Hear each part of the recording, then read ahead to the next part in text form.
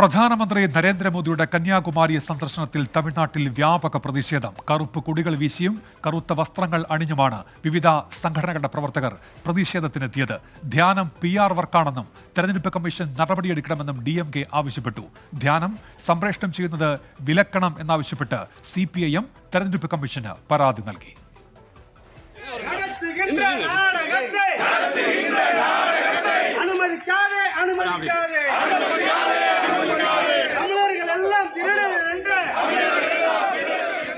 ഒഡീഷയിൽ പ്രധാനമന്ത്രി നടത്തിയ തമിഴ് വിരുദ്ധ പരാമർശവും മഹാത്മാഗാന്ധിക്കെതിരെ നടത്തിയ പ്രസ്താവനയുമാണ് തമിഴ്നാട്ടിൽ പ്രതിഷേധത്തിന് കാരണം. കോൺഗ്രസിന്റെ നേതൃത്വത്തിൽ വിവിധയിടങ്ങളിൽ പ്രതിഷേധ സമരം സംഘടിപ്പിച്ചു. ദിണ്ടിഗൽ, തിരുനെൽവേലി, സേലം, ചെന്നൈ തുടങ്ങി പ്രധാന നഗരങ്ങളിലെല്ലാം പ്രവർത്തകർ കറുപ്പു വസ്ത്രങ്ങൾ അണിഞ്ഞും കരിങ്കൊടി വീശിയും പ്രതിഷേധിച്ചു. സാമൂഹിക മാധ്യമങ്ങളിൽ ഗോ ബാക്ക് മോദി ക്യാമ്പയിനും ട്രെൻഡിംഗ് ലിസ്റ്റിലാണ്.